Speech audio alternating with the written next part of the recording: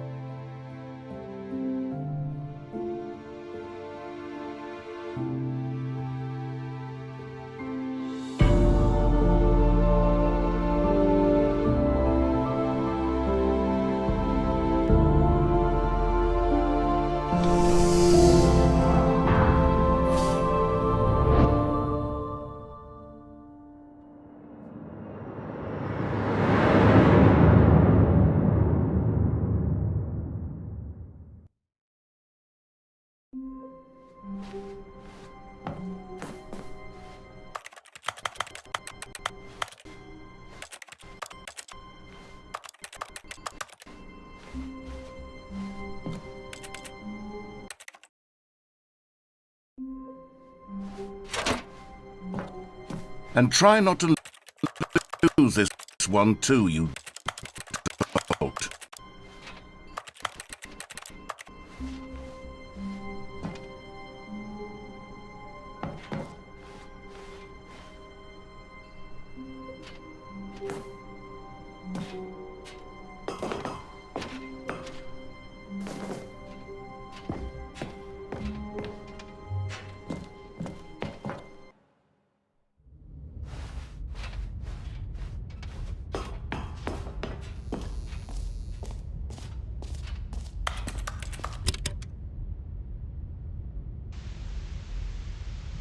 Okay, this is day number 295, tape number...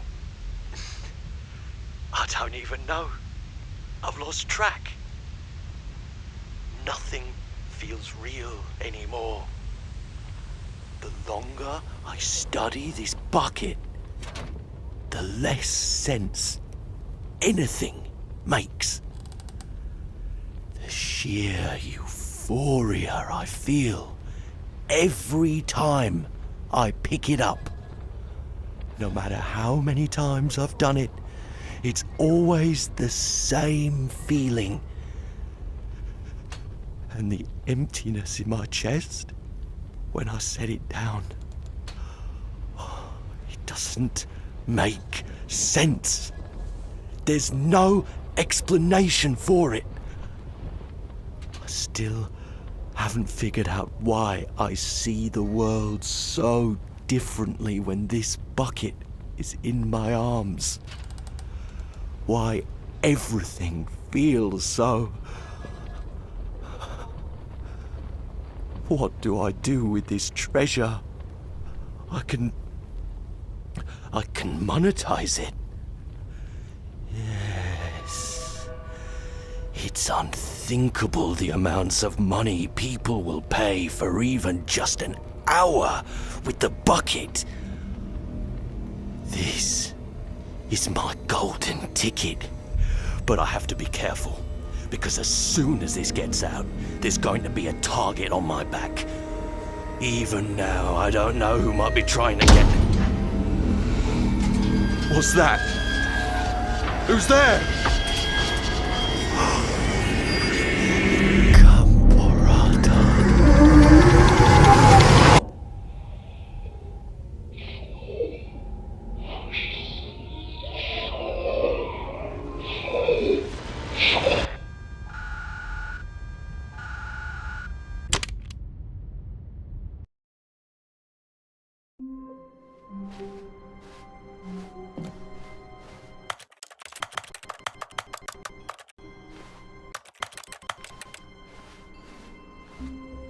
It's bucket time.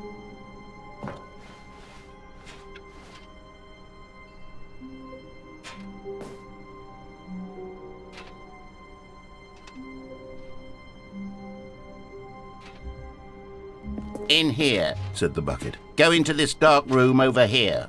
Stanley once again obeyed blindly.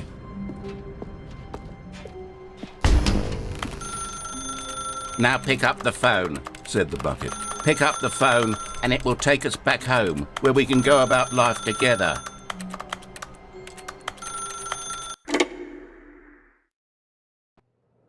This is the sad story of a man named Stanley and his bucket. Once upon a time, I gave Stanley a bucket because I thought he was lonely and could use a friend. And then, very distressingly, he began to believe the bucket could speak to him. The Stanley Parable Reassurance Bucket was merely meant to provide the comforting glow of companionship. It doesn't literally talk and give you orders. Whatever Stanley is hearing the bucket say to him is just in his head. Lately, I've been concerned about him. Wouldn't you be concerned as well? To see him delusional like this, obsessing over an inanimate metal object? I want to say something to him, but I don't know how I can convince him. I don't know if he'll listen to me. Oh, I'll try anyway. Stanley, can you hear me? Listen to me. It's just a bucket. It can't think, it can't talk. All it will ever truly do for you is effectively transfer a liquid from one location to a different location. That's it. It doesn't do anything else. You see, he's not listening. He's still taking orders from the bucket. You know, once upon a time it was me he took orders from, me he trusted and listened to. Now all he cares about is his awful bucket, this stupid hunk of metal. It's sad, but I suppose he doesn't need me anymore. From now on, he's just going to cling to this bucket, this cold, empty bucket, this sort of shiny bucket. Well, I'll give it this. The bucket does have a nice shine to it. Yes, I suppose on closer inspection that it doesn't quite look like your average hardware store bucket. It's just a little more, what am I trying to say? Sturdier, more capable of transporting liquid. Like it would be better at moving an amount of water from one room to another. Oh my God, what am I saying? Better at carrying water from room to room. It's a bucket. It's literally just a bucket. Why do I feel some need to point out the ways in which it's so much more than just a regular bucket? Oh no, I'm having feelings for the bucket. Oh no, what's going on? Why do I want to be with the bucket? Hear what the bucket has to say, do anything it asks. What's wrong with me? I don't understand. Perhaps if I had the bucket, this would be less confusing. Yes, the bucket could tell me what to do in this troublesome situation. Stanley, give me the bucket. Give it to me. Give me the bucket, Stanley. I need it. Give it to me now. Give it or I'll...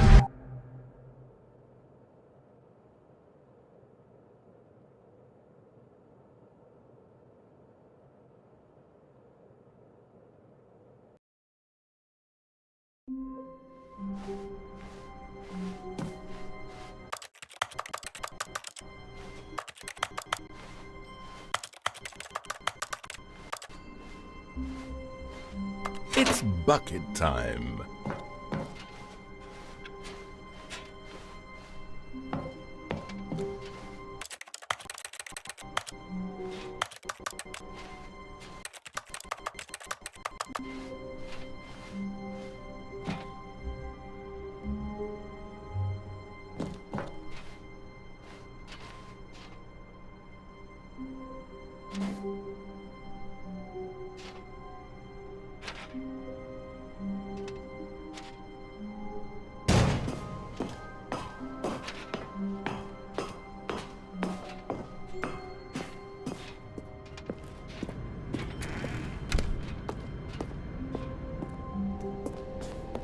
No, stop.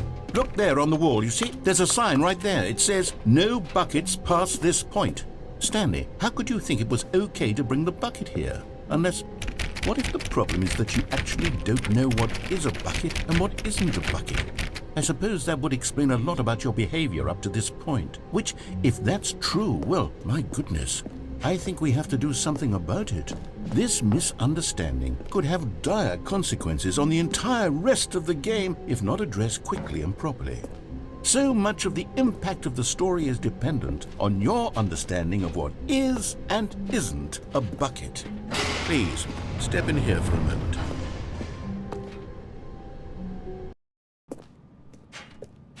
Now then, I'm going to run you through some test scenarios and you'll tell me whether or not the thing I'm showing you is a bucket. Simple enough, right? This should tell us everything we'll ever need to know about what is or is not a bucket. Okay, let's begin. Item 1. Is this a bucket? Correct. It is a hologram of a bucket, not an actual bucket.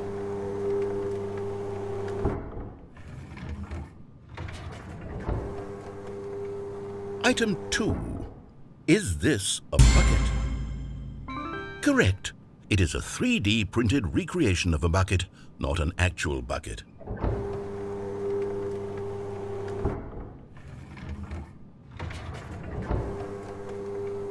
Item 3. Is this a bucket? Correct. This is a bucket.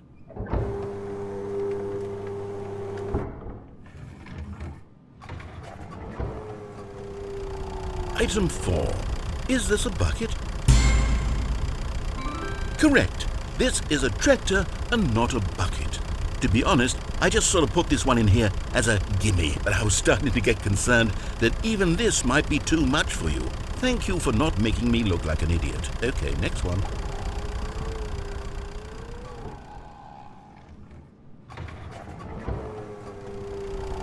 Is this a bucket? Correct. This is a bucket.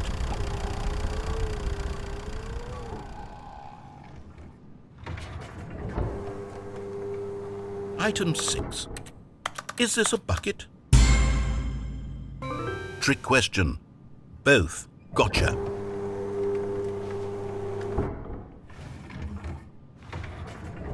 Item... Wait, hold on. I can't find the next one. Let me see. It should be around here somewhere.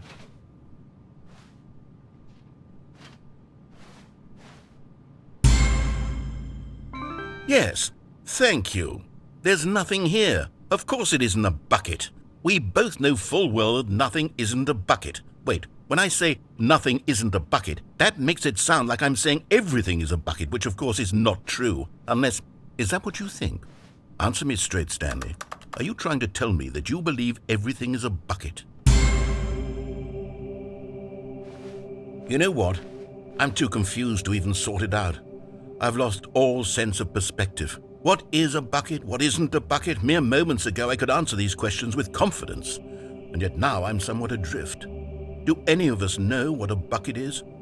Am I a bucket? Stanley, I can't keep doing this. I'm losing myself, and myself was all I ever had to begin with. I'm afraid the bucket is threatening to tear our relationship apart. I can't have that. I'm sorry. But I'm going to erase all buckets from the game entirely. Okay, here we go.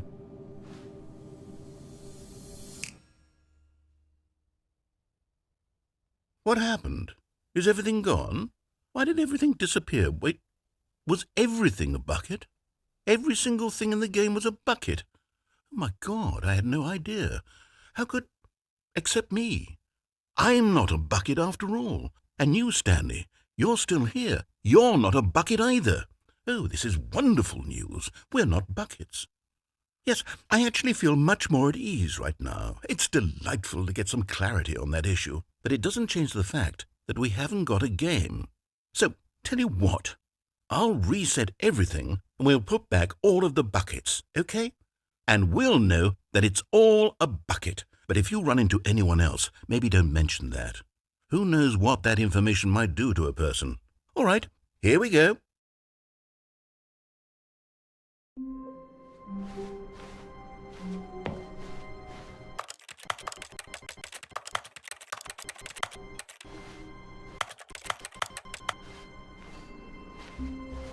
It's bucket time.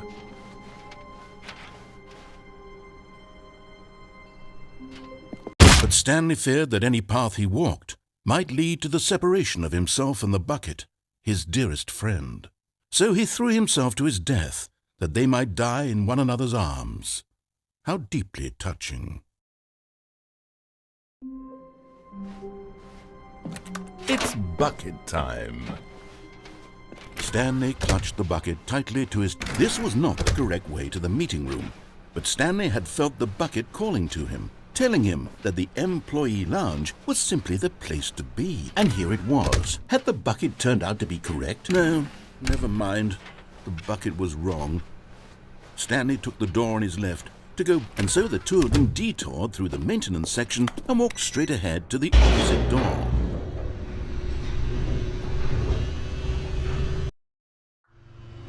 Oh, good, Stanley. I'm glad you found your way here. I knew you'd find this place eventually. You see, your friends and I are concerned for you, Stanley. We've come together here because we care about you very much. It's this bucket you're carrying around everywhere.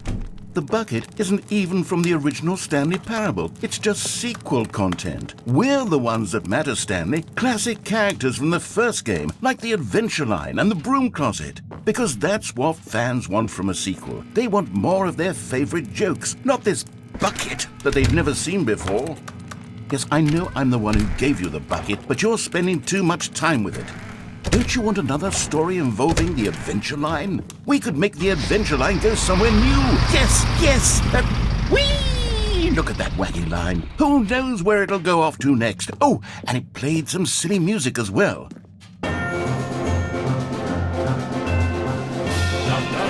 Now this is what the Stanley Parable is all about. Don't you remember all those great jokes from the original dialogue? Also, Stanley is addicted to drugs and hookers. Yes, it's as classic now as it was back then. Let's do it for the fans, Stanley. Let's give them more content exactly like this. But if we want to do that, you're going to have to give something. Don't you get it, Stanley? We need to get rid of the bucket. That's why I'm very proud to introduce a brand new character. This is the Bucket Destroyer. I think it'll make a wonderful new addition to the rich lore of the Stanley Parable. True, it also was not in the original game, but it's such a well-fleshed-out character with so much personality that to me it already feels as though it's been part of the cast all along. Don't you agree? Can you guess what the Bucket Destroyer does? Surely you don't need me to spell it out for you. Go ahead now, Stanley. Say goodbye to the bucket, and then pop it into the machine when you're ready.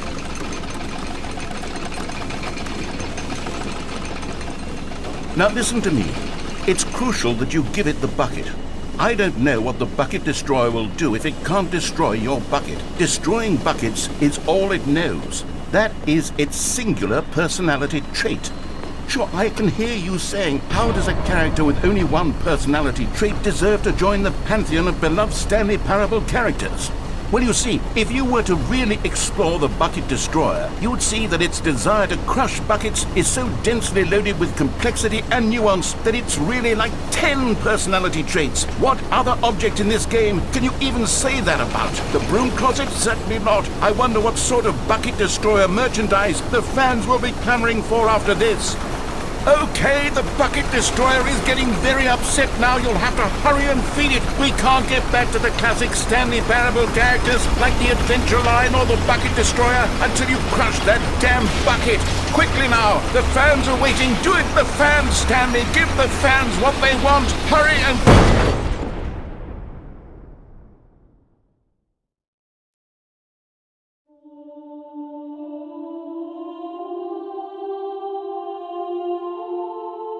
The bucket destroyer, my prized creation. You had so much potential. We were going to do such marvelous things with you, tell such spellbinding stories about you. All of it squandered now. Goodbye, new friend. For the moment in time that you were here, you were magnificent.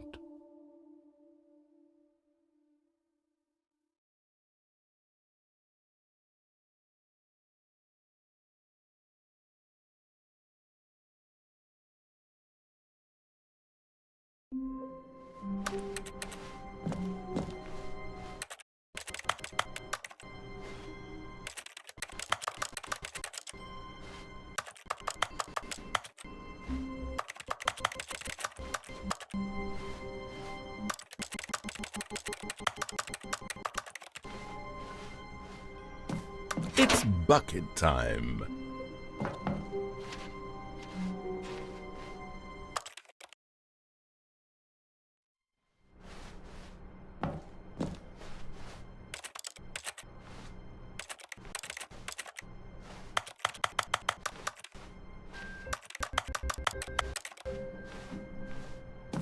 It's bucket time.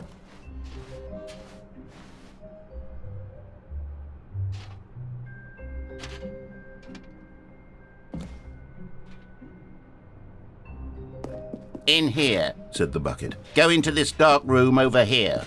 Stanley once again obeyed blindly.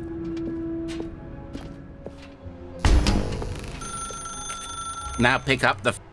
Whoa, hold on. Why did you unplug the phone? Were you trying to resist the bucket's orders? Stanley, I was joking. Obviously, the bucket isn't talking to you and telling you to do things. Buckets can't talk. It was a joke. Don't you get the joke? It's funny, Stanley. A talking bucket.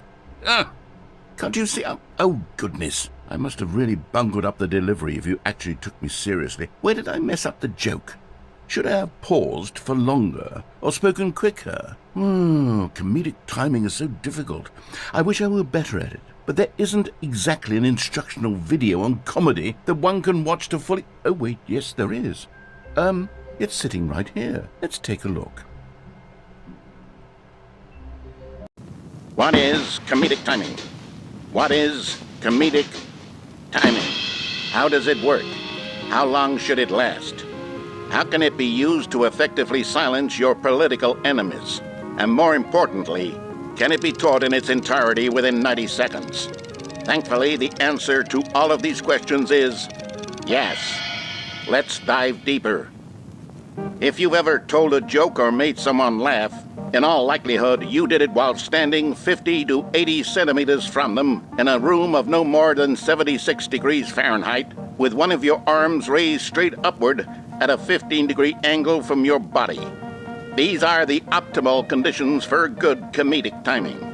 To begin the joke, start by stating and spelling your name. Next, provide a brief synopsis of the joke, including the specific times at which the recipient of the joke will laugh, and then spell out your name a second time.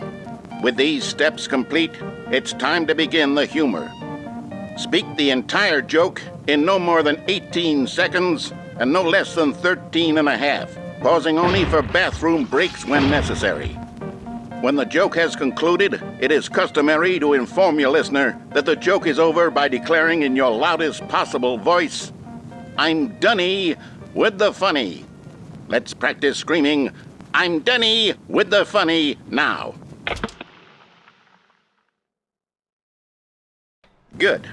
This saying is a perfect example of expectations management, which is the cornerstone of good comedy. Finally, it's time to hand out surveys.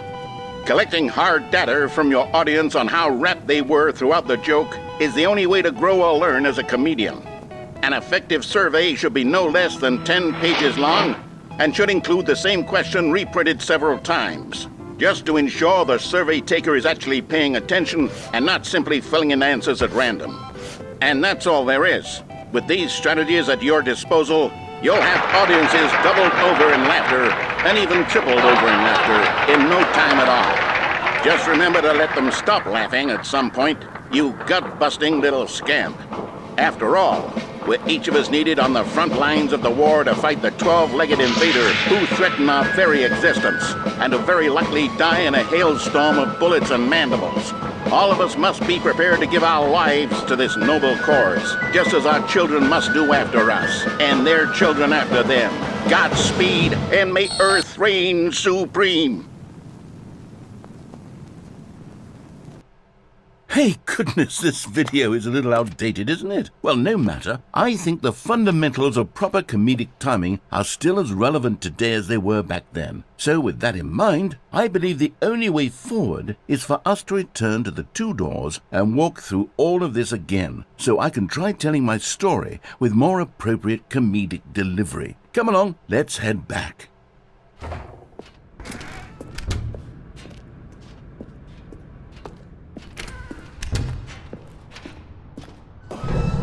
I can feel it. This time, I'm really going to nail the delivery. You'll be in stitches. A talking bucket, you'll say? How ridiculous. How absurd. What a hilarious concept. The king of comedy. That's what you'll call me. Thank goodness we had the instructional video. Otherwise, who knows where we'd be right now. Well, I wouldn't be the king of comedy, that's for sure. The bucket spoke to Stanley. The bucket spoke. The bucket spoke. Oh, I'll figure it out on the fly. No need to overthink things.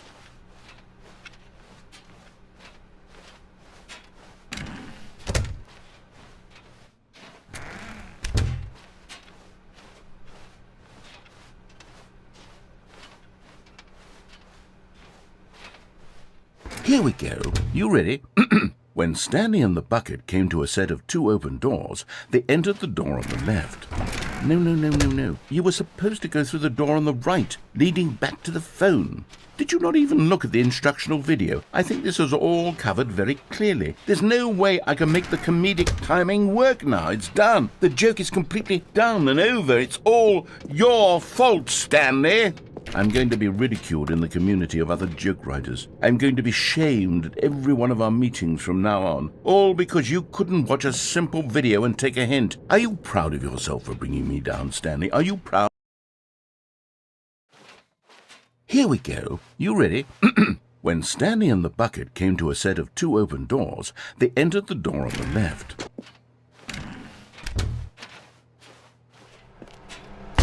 What? We're back at the phone already?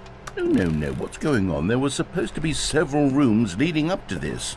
There was supposed to be a build-up to this point. A dramatic display of remarkable comedic wit which culminates in this scene with the phone. But now the timing's completely off. The joke will never land. Well, not the way it was meant to. And it's all my fault. I must have forgotten that the phone room comes immediately after the two doors room. What an egregious mistake. I've made a fool of myself. I don't deserve the title of King of Comedy. I'm nothing. I'm not even the lowliest joke-telling whelp. I think I need to go back and rewatch that instructional video again. Yes, surely that will help me improve my... Stanley, you love the bucket so much it's like you... it's as though all of your other most prized possessions pale in comparison. Yes. Well, let me try that again, Stanley. I heard that you are pale with shame over how unabashedly in love with a bucket you are. No? Still not? Is it the delivery? Pale with shame. Pale with shame? Pale... What's another word to describe a bucket? Stanley, this bucket is so metal. I think I saw it playing guitar. No. We're getting away from making fun of Stanley's obsession with the bucket, which was the whole point of this. I'm no good at these jokes. I need more instructional videos. That's exactly what it is. That's what will make me the king of comedy again. More instructional videos. Let's see. Let's see.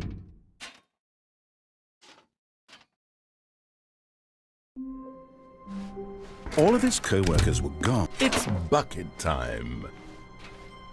Stanley clutched the bucket tightly to his chest and entered the door on his left. Still no one was here.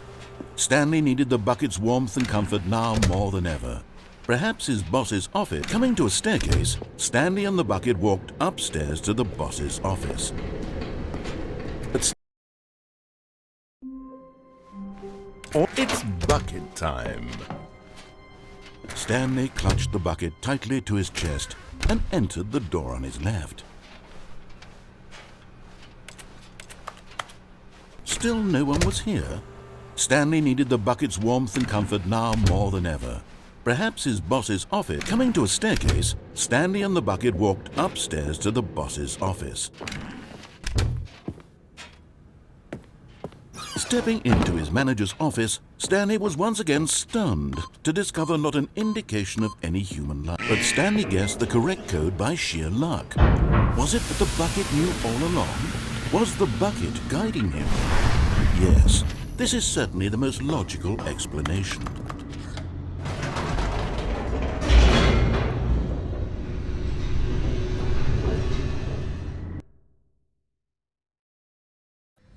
The elevator raced downward, plummeting towards an unknown fate. It would be all Stanley could do to keep himself together, if not for the bucket. Soothing him, comforting him, reassuring that in this darkest moment of uncertainty, he would be all right. The bucket is here for you, Stanley. Everything will be fine. Wait, Stanley said to the bucket. Can we go back up?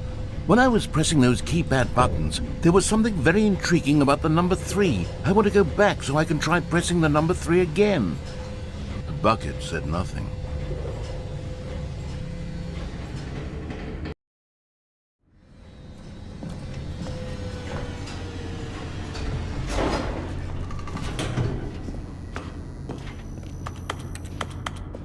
Here we are, said Stanley. Now I'm going to try out that number 3 button.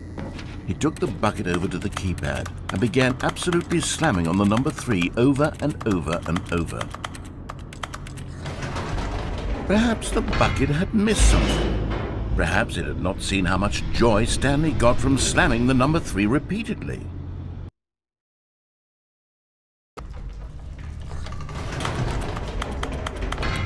No, no, no, no, no, said Stanley to the bucket. A hint of regret nagged in the back of Stanley's mind. Should he demonstrate the number 3 for the bucket again?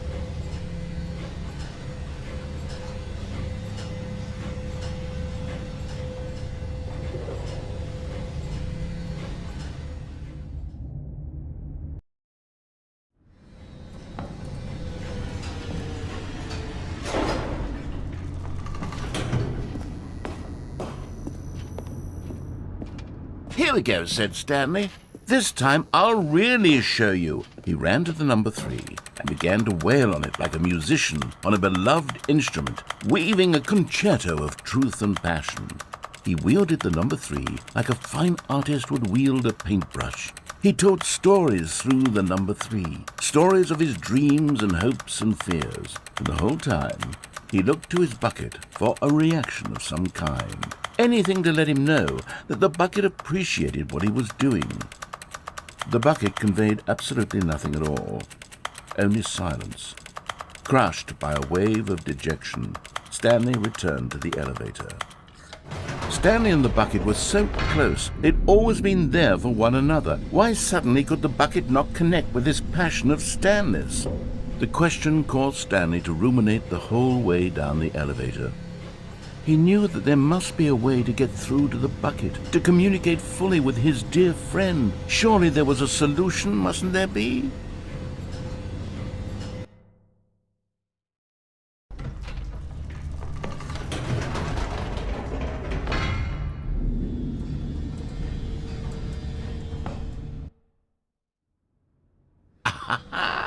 said Stanley. I know what to do.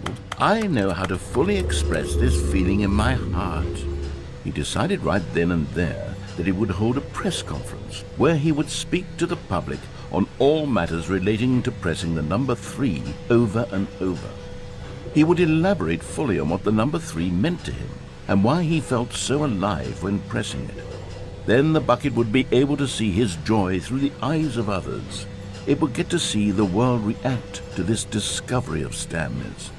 And it would be through the public eye that the bucket would finally understand Stanley's work. For months, he advertised and marketed his press conference, building excitement around it, developing and rehearsing it, until it couldn't be refined a single measure further. When the big day arrived, Stanley was as prepared as he'd ever been for anything. This was it. One last chance to win the bucket over. One opportunity to share a true connection with a loved one. There was no one here.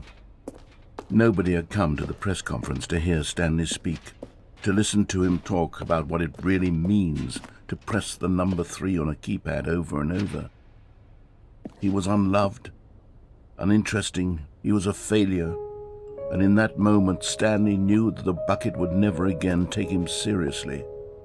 There would be no connection, no deeper understanding. The bucket merely sat there in his arms, indifferent.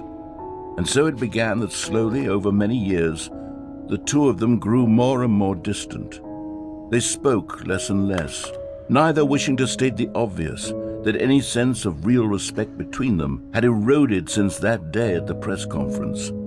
There would be no more games, no more long conversations about passion and pursuit, only a silence that consumed the space between friends. And Stanley, having for once in his life discovered the warmth and comfort of true companionship, was cast back into the unremarkable normalcy of loneliness.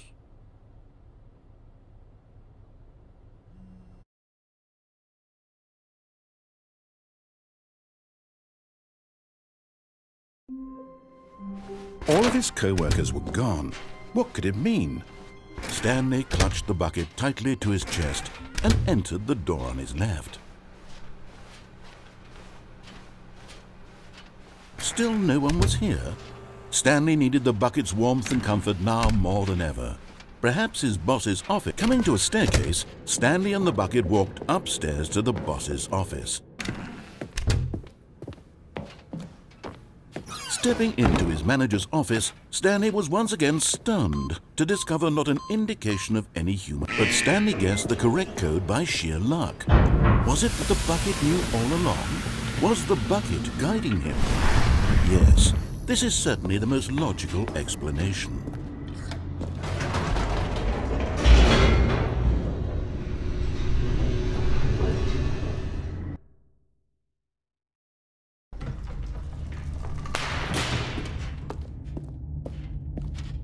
Stanley and the bucket walked straight ahead through the large door that read, Mind Control. Although this passageway had the word escape written on it, the truth was that at the end of this hall, Stanley and the bucket would both meet a violent death. The door behind them was not shut. Stanley and the bucket still had every opportunity to turn around and get back on track.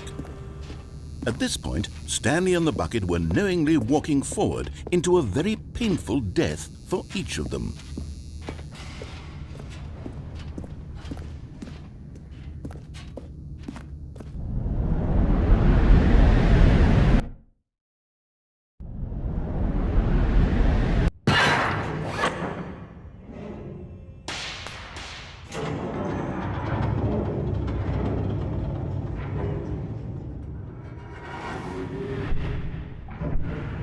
As the machine whirred into motion and Stanley and the bucket inched closer to their demise, Stanley reflected on how meaningless the bucket's warmth and comfort had turned out to be. To be sure, it puts the mind and the soul at ease to embrace the bucket, but what use is a sense of ease when you're about to be crushed to death? This is what Stanley thought to himself, and he sort of kicked himself for wasting so much time carrying a bucket everywhere. Farewell, Stanley.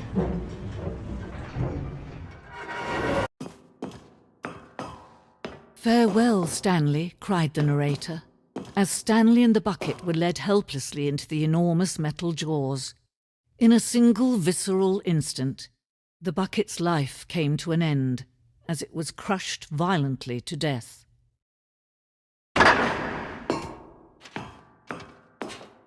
It was a shame, the death of such a magnificent bucket. It's true that all buckets are radiant in their own way, but this one stood above the rest. It was a glorious bucket to behold.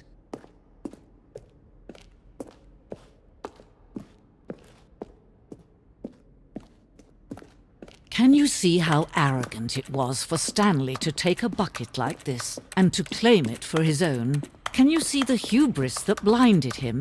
Can you see that the bucket is far more noble, that no man can own a bucket, and certainly not a bucket as dazzling to behold as this one? It is man who should kneel before the bucket. But there is something we can do. Something we can do together, you and I, that will right this terrible wrong. Let Stanley die. Let him be crushed by the machine. Don't reset the game. Don't give him another opportunity to run off with another beautiful bucket. We can save the world's buckets from their treatment as tools and implements if only we let Stanley die together. The bucket shall take its place as ruler, as leader, as commander of a new world, a new vision.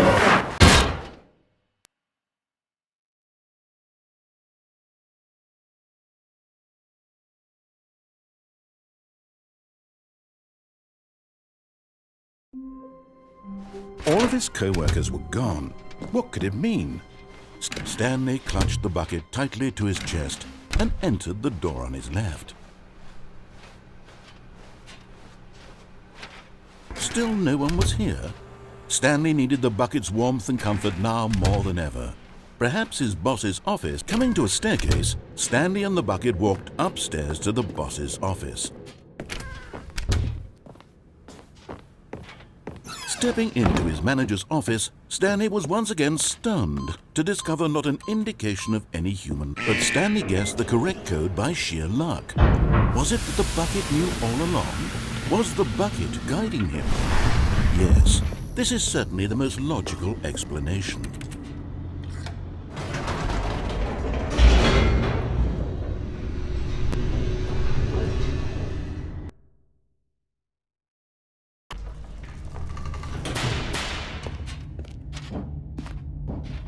Stanley and the bucket walked straight ahead through the large door that read, Mind Control Facility.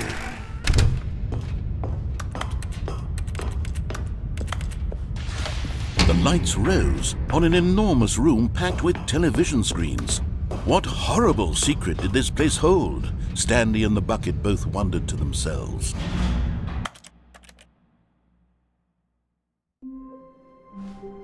All of it's bucket time. Stanley clutched the bucket tightly to his chest and entered the door on his left. Still no one was here. Stanley needed the bucket's warmth and comfort now more than ever. Perhaps his boss's office. Coming to a staircase, Stanley and the bucket walked upstairs to the boss's office. Stepping into his manager's office, Stanley was once again stunned to discover not an indication of any human, but Stanley guessed the correct code by sheer luck. Was it that the bucket knew all along? Was the bucket guiding him? Yes, this is certainly the most logical explanation.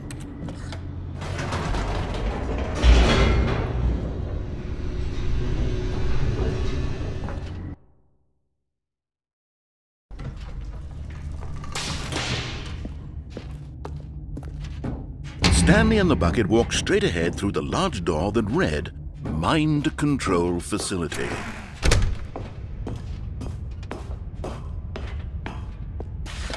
The lights rose on an enormous room packed with television screens. What horrible secret did this place hold? Stanley and the bucket both wondered to themselves. The monitors jumped to life, and Stanley nearly dropped the bucket in shock. Everyone in the office was being videotaped. monitored like guinea pigs. The bucket had never seen anything like this, and it very nearly burst into tears as Stanley cradled it gently, reassuring it. Was the bucket under the mind control facility's influence as well? Had the bucket been told to do things it didn't wish to do? What kinds of things does a bucket want to do or not want to do in the first place? These questions raced furiously in Stanley's feet. No! He screamed into the bucket. He couldn't accept it. His own life in someone else's control? Never! He squeezed the bucket tighter, his one friend in the entire world. At this point, he could trust no one except for the bucket. But here was the proof. The heart of the operation. Controls labeled with emotions, happy or sad or content. Walking, eating, working, all of it monitored and commanded from this very place. And as the cold reality of his past began to sink in, but at the last second, the bucket jumped in and pressed the button to turn on the controls. Stanley gasped in horror. Had this been the bucket's plan all along? To take over the machine and claim the power for itself? How could the bucket have betrayed him like this? Stanley was prepared to throw the bucket away in disgust when suddenly an image appeared upon the enormous screen. Birds. Silly, silly birds. The control buttons became active again.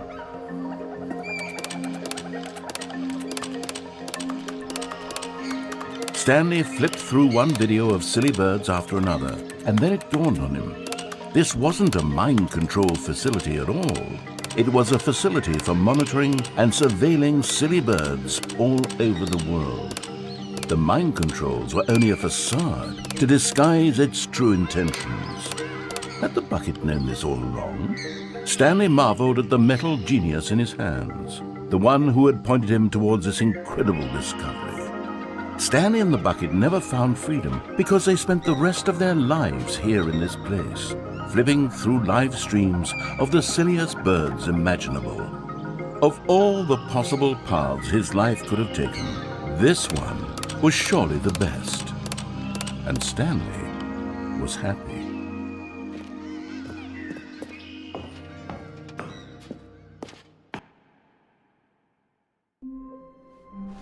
It's bucket time.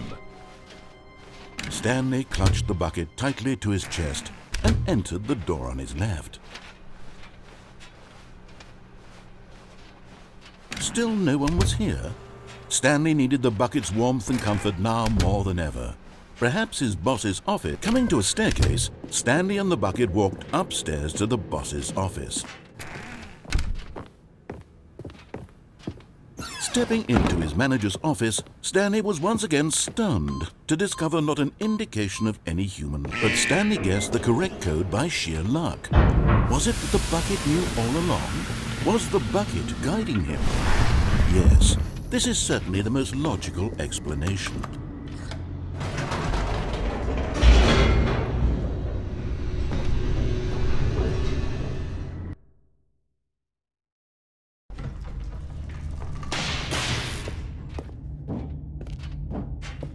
Stanley and the bucket walked straight ahead through the large door that read, Mind Control Facility.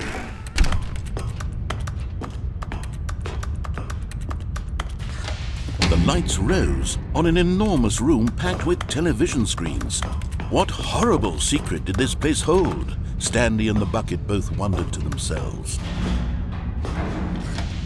The monitors jumped to life, and Stanley nearly dropped the bucket in shock. Everyone in the office was being videotaped, monitored like guinea pigs.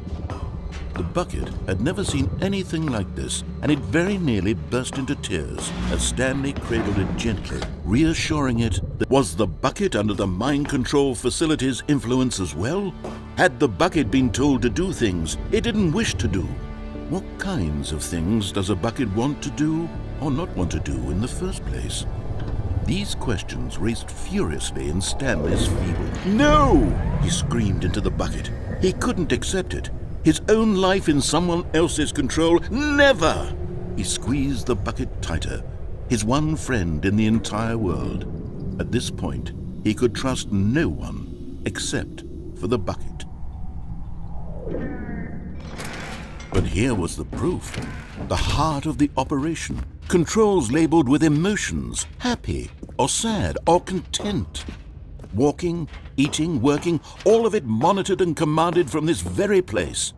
And as the cold reality of his past began to sink in, Stanley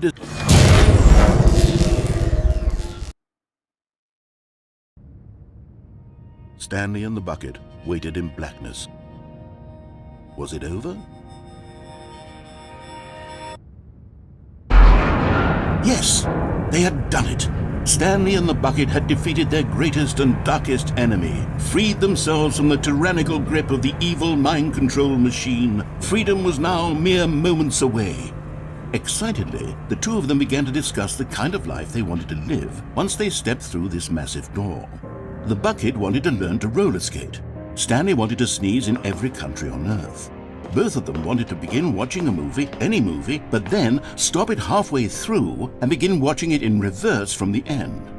True, it was a simple life they envisioned, but it was one they'd lived together, with one another to lean on, to trust, to support, and... What? Wait. What was happening? Why had the door stopped? Was Stanley and the bucket not about to be freed? An unbearable silence filled the room, lingering in uncertainty, until finally the truth hit Stanley square in the face. This building did not want the bucket to leave. Even the facility itself recognized the incredible calming presence of the bucket, needed the soothing warmth of the bucket, would go to any lengths not to part with the bucket. No. Stanley can't leave this place, not while he has such a precious bucket in his arms. Not while this building has anything to say about it. Stanley realized he would never again leave this very room. But at least he has the bucket. To be trapped eternally in darkness isn't really so bad, Stanley thought to himself. As long as I have my bucket with me, right? I'll be okay, won't I? Stanley gulped. Very soon now, he was about to find out.